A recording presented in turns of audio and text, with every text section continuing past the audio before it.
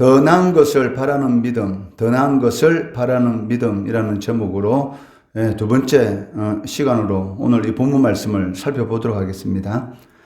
하나님께서 아브라함을 부르신 목적은 하나님의 부르심에 순종하고 하나님을 바라보고 또 하나님을 따르는 그런 삶을 살아가도록 부르셨습니다. 이에 이 요구되는 그 아브라함에게 요구되는 것이 있었는데 하나님의 부르심을 따르는 그런 삶을 살아가기 위해서는 자신의 안정된 삶을 보장하는 이 본토와 가족과 삶에 안정된 그런 배경들을 떠나야 했던 것을 알 수가 있습니다. 이런 아브라함의 믿음의 모습은 우리들에게 진정한 핵심이 무엇인가를 보여주고 있습니다. 거기에는 삶의 결정적인 변화가 일어난다는 것입니다. 아서 핑크 목사님은 중생의 증거는 진정한 핵심에서 발견된다. 핵심은 내면과 외면이 모두 옛 생활을 완전히 끊어버리는 것이며 이것이 새로운 출생의 증거가 된다. 사람이 자기가 하나님과 관계가 있다는 것을 진정으로 깨닫는 순간 반드시 근본적인 변화가 일어난다라고 말을 하고 있습니다. 중생에는 즉 하나님을 섬기는 그러한 이 삶, 하나님의 부르심에 순종하는 그러한 삶을 살아가는 사람들의 이 삶에는 반드시 근본적인 변화가 일어나게 된다는 것이죠. 중생했다고 하면서 거듭났다고 했다고 말은 하면서도 불구하고 그 삶이 믿기 전과 믿고 난 이후의 삶이 전혀 변화가 없다. 그렇다면 실제적으로 중생하지 않았다. 즉 거듭난 성도가 아니다라는 것을 스스로 보여준다라고 할 수가 있습니다. 아브라함에게 있어서의 이 변화는 그 부르심을 받았을 때 삶을 보장하는 안정된 그 자리에서 하나님이 지시하는 곳으로 가는 것이었습니다. 그런데 놀라운 것이 무엇입니까? 자신이 어디로 가는지조차도 몰랐다는 것입니다. 아마 아브라함의 친구와 그 이웃들이 어떻게 생각했을지 한번 상상해 보시기 바랍니다. 아브라함이 이삿짐을 꾸리고 있을 때 친구들이나 이웃이 그들에게 어디로 가는가라는 그런 이 질문을 하였을 것입니다. 그때 아브라함이 대답이 무엇입니까? 자신도 모르는 것이죠. 다만 자신을 부르신 그 하나님의 이 부르심을 쫓아서 갈 뿐이다라고 대답할 수밖에 없었을 것입니다. 이런 아브라함의 대답에 대해서 사람들의 반응, 그것은 생각해 보더라도 아마 도저히 이해할 수 없다라는 그런 반응을 보였을 것입니다.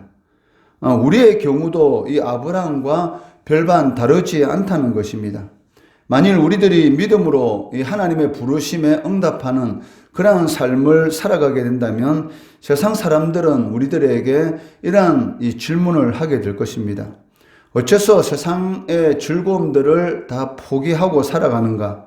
어째서 하나님의 부르심을 받느냐고 자신의 삶을 내팽개치는 그러한 삶을 살아가는가? 어째서 세상이 추구하는 가치관을 따르지 않고 말도 되지 않는 말씀이라는 것에 순종하는 삶을 살려고 하는가라는 그런 이 말을 할 수도 있다는 것입니다. 이러한 때에 우리는 무엇이라고 대답해야 합니까? 이에 대한 대답으로 9절에서 말씀하고 있습니다. 이 9절 말씀해 보시면 믿음으로 그가 이방의 땅에 있는 것 같이 약속의 땅에 거류하여 동일한 약속을 유업으로 함께 받은 이삭과 야곱과 더불어 장막에 거하였으니라고 말씀하고 있습니다. 아브라함의 순종이 우리들에게 가르쳐 주는 것은 믿음의 삶이라는 것은 하나님의 모든 약속을 경험해야지만 받아들이는 것이 아니다라는 것입니다.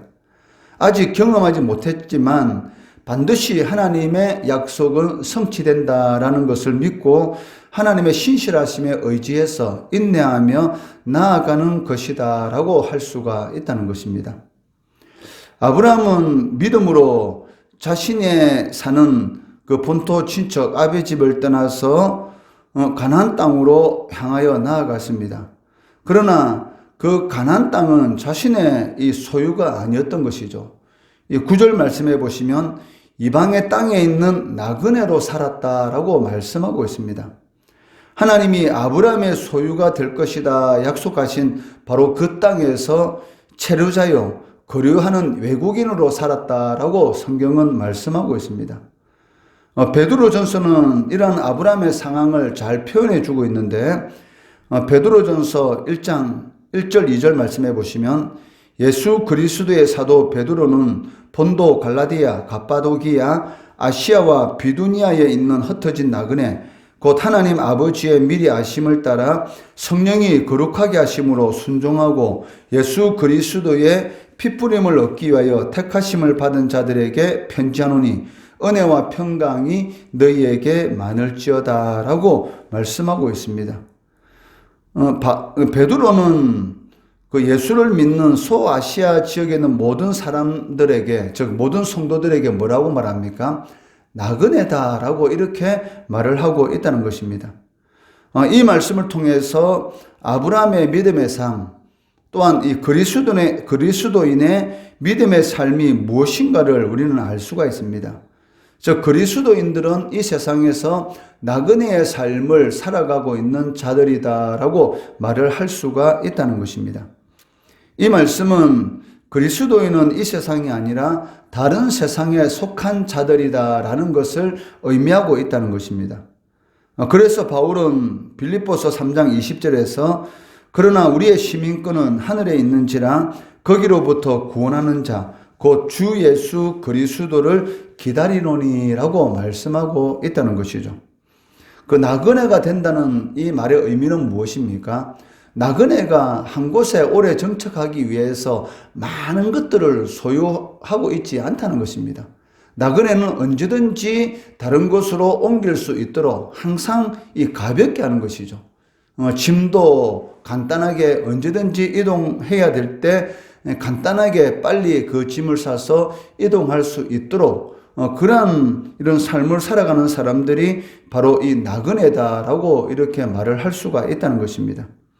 그렇기 때문에 성도를 이 세상에서의 나그네의 삶을, 나그네의 길을 걸어가는 사람들이다라고 말을 하는 것은 이 세상의 것을 사랑하지 않는 그런 삶을 살아가는 사람들이다라고 말을 할 수가 있다는 것입니다.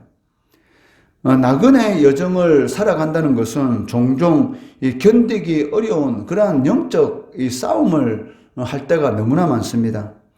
더 많은 것을 갖고 싶어 하는 것은 사람의 당연한 이 심리입니다.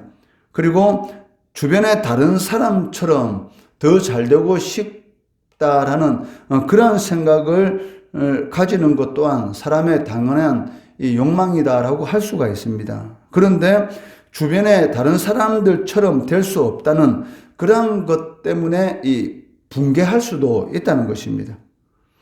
이러한 것들이 이 그리스도인들을 이 영적으로 힘들게 할 수 있다는 것이죠.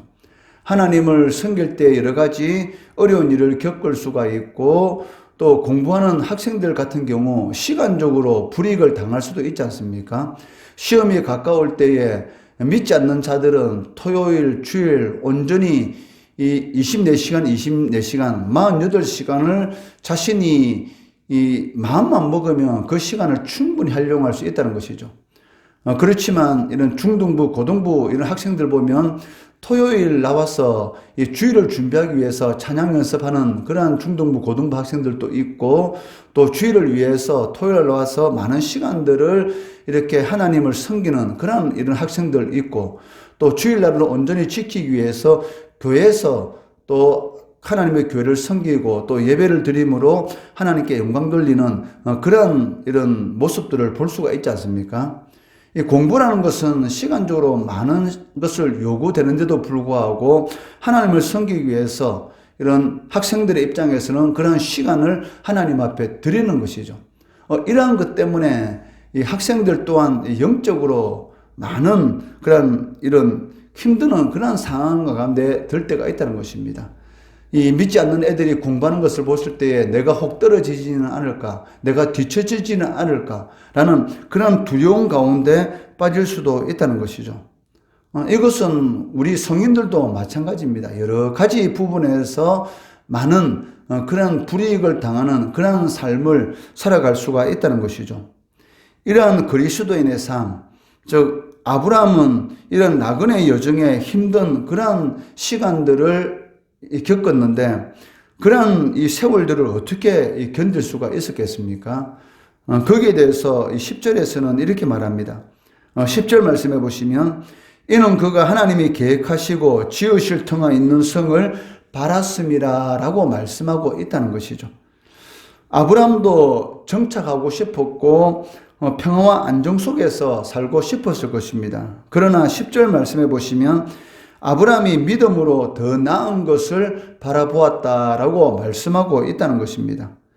즉 아브라함은 눈앞에 보이는 많은 성들이 가나안 땅에 있었지만 그러한 많은 성들을 능가하는 하늘의 하나님이 체험하시고 계획하시고 지으신 그러한 성을 바라보았다라고 말씀하고 있다는 것입니다. 성도가 이 세상에서 이 영적 싸움에서 승리할 수 있는 그런 힘이 무엇입니까? 더 나은 것을 바라보는 믿음입니다. 즉, 이 땅에 있는 사람의 손으로 지은 것을 바라보는 것이 아니라 하나님이 계획하시고 지으신 성, 그것을 바라보는 그런 믿음을 가지고 살아갈 때에 이 세상에서 하나님을 섬길 때에 겪을 수 있는 그런 여러 가지 이 불이익이라든지 여러 가지 이런 그런 이 조롱이라든지 그런 일들을 이겨나갈 수 있다라고 말씀하고 있습니다. 아브라함의 믿음, 이 본문을 통해서 알 수 있는 이 아브라함의 믿음은 갈 바를 알지 못하는 그러한 상황 가운데 있었지만 하나님의 부르심에 순종하는 그러한 삶이었고 나그네 여정이 너무나 고달파서 이 세상에서 안주하고 싶고 또 세상과 타협하고 싶은 그러한 마음도 일어날 수가 있다는 것이죠. 그렇지만 그러한 이 세상에 안주하고 싶고 세상과 타협하고 싶은 그런 욕망이 마음속에서 일어날 때마다 믿음으로 하나님의 약속을 붙들고 그 길을 걸어갔다는 것입니다. 비록 그 길이 고난의 길이고 비록 그 길이 힘든 그러한 길이었지만 이 신앙의 여정을 붙들고 하나님이 바라보시고 하나님이 계획하시고 지으신 그 성을 바라보고 나아갔던 것을 볼 수가 있습니다. 이것이 아브라함의 믿음이고 바로 아브라함의 길을 따르는 우리 그리스도인들의 길이다라고 할 수가 있다는 것입니다. 주님께서 우리를 이 세상으로부터 부르실 때는 그 부르신 그 소명이 있습니다. 이 소명은 우리의 목숨이 끊어지는 그날까지 감당해야 될 그러한 소명입니다. 비록 세상 가운데서 희롱을 당할 수도 있고 조롱을 당할 수도 있고 멸시를 당할 수도 있고 미련한 자요 어리석은 자다라는 그런 말을 들을 수도 있지만 영적으로 힘들게 하는 많은 일이 있을 수 있지만 그래도 잠시 있다가 없어지는 이 땅에 우리가 소망을 두는 것이 아니고 하나님께서 계획하신 또 지으신 영원한 그런 성을 바라보고 살아가는 사람들, 이러한 사람들이 바로 그리스도인이다라고 말을 할 수가 있다는 것이죠. 비록 힘든 길이지만 하나님께서 부르신 그날까지 믿음으로 더 나은 것을 바라보시고 성례의 길 잘 걸어가시는 우리 성도들 되시기를 주의 이름으로 축원합니다.